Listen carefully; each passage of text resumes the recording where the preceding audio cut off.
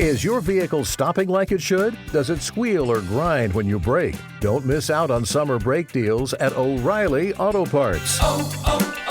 O'Reilly Auto Parts.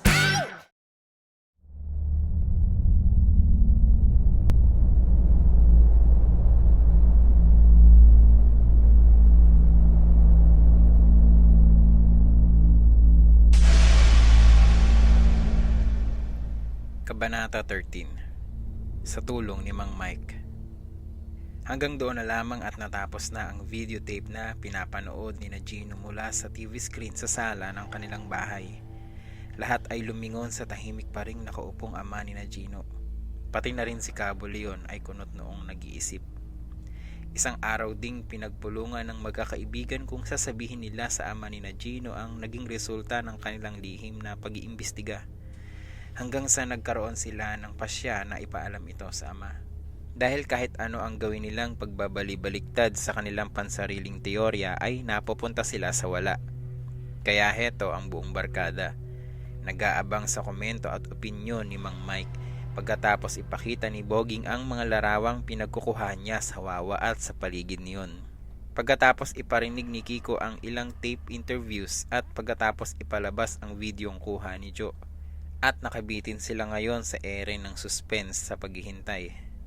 Halos hindi sila humihinga sa paghihintay sa salitang mamumutawi sa bibig ng pamosong si Mike Rodrigo. Mami, sandali nga. Tawag ni Mike sa kanyang asawa, si Mrs. Linda Rodrigo, ang ina ni Joe at Gino. Yes, Dad. Sagot naman ito. Pwede na ba tayong kumain? Palagay ko'y gutom na itong si Cabo. Wika ni Mr. Rodrigo na sabay tayong sinlubong ang asawa.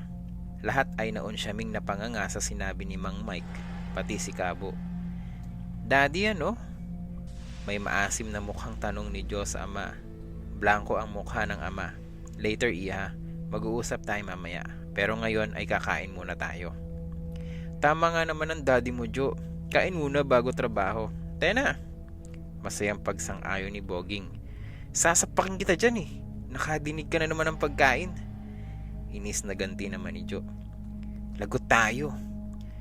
Bulong agad ni Gino sa grupo nang makitang nawala ng kibo ang ama.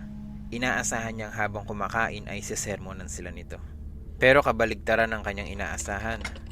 Tahimik lang ang ama sa hapagkainan at iba ang naging paksang usapan ng matatanda.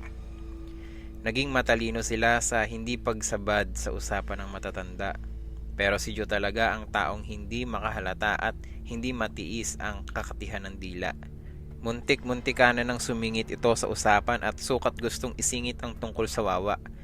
Mabuti na lang at naging maagap si Gino sa pagsipa nito sa binti ng kapatid at sumenyas itong itiko muna ang bibig.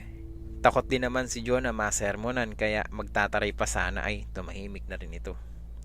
Naging delikado kasi ang kanilang lakad dahil sa mga ahas na sumalakay sa kanila na napanood pa man din ng ama.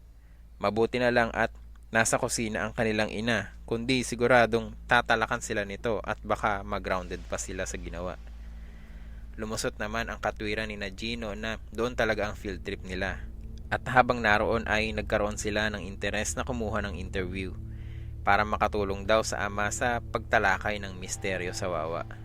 At ngayon nasasabik ang bawat isa na malaman kung ano ang nasa sa isip ng pamosong imbestigador manunulat.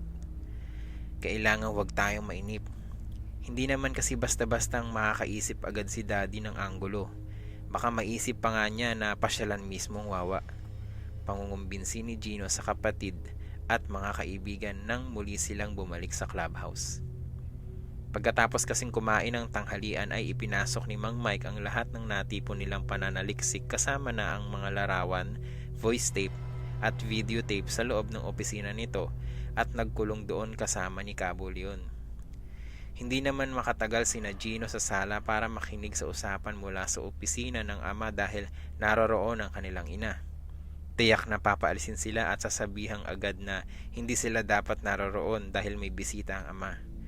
Na hindi nila dapat pakinggan ang masiselang usapan.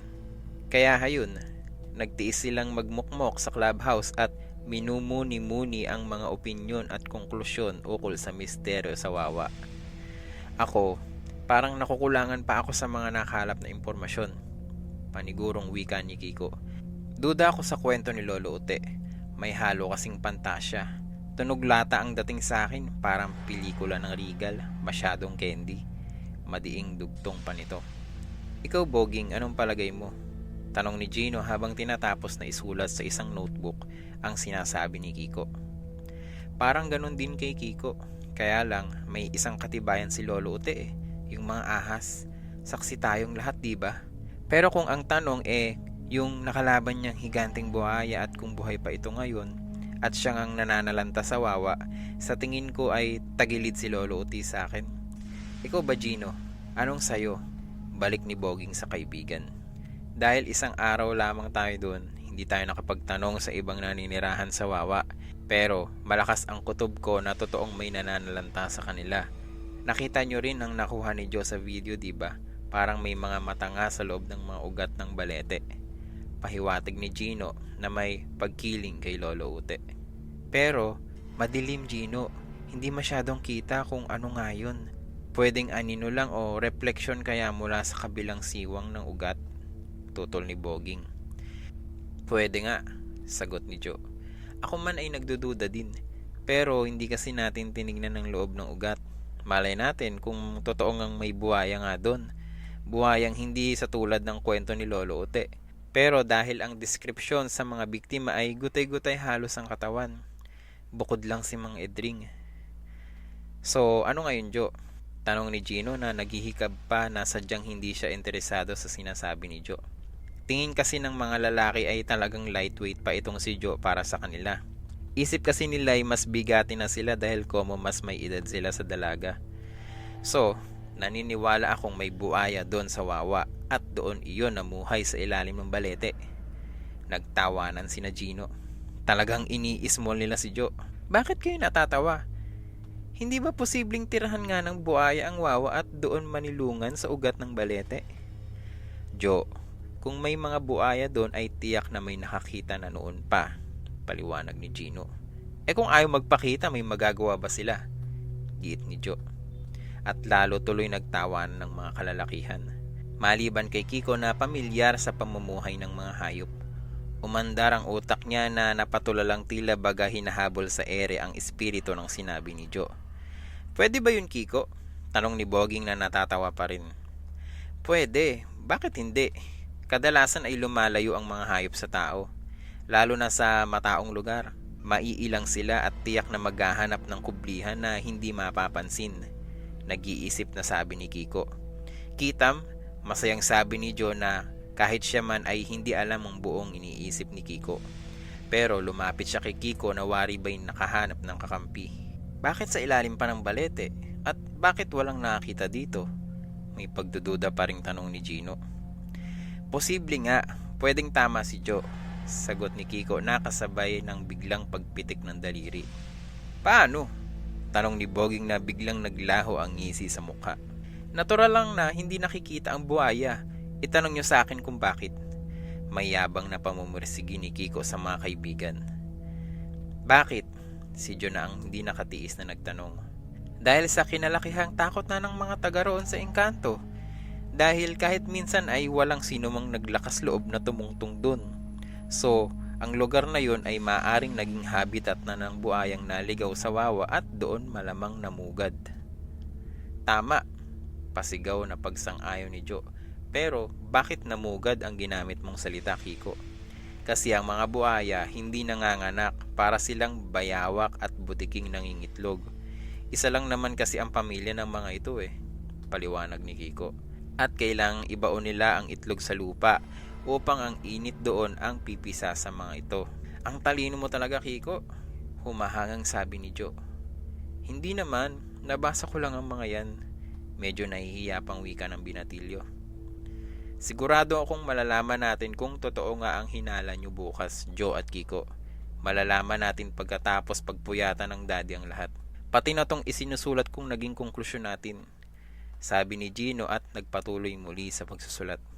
Bakit mo isinusulat? Anong gagawin mo dyan? Tanong ni Kiko. Ipapakita ko sa daddy, baka sakaling makatulong din ito. Wika ni Gino at muling bumaling sa pagsusulat. muli ay naghari ang katahimikan sa grupo.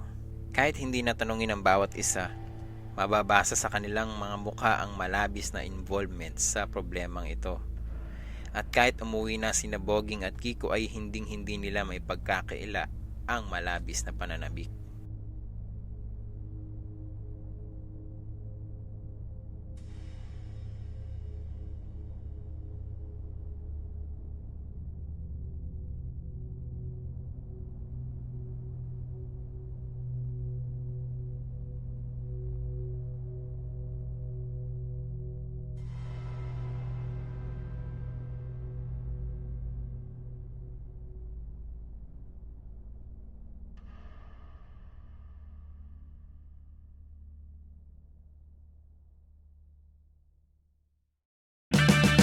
Is your vehicle stopping like it should? Does it squeal or grind when you brake? Don't miss out on summer brake deals at O'Reilly Auto Parts. Oh, oh, oh, O'Reilly Auto Parts.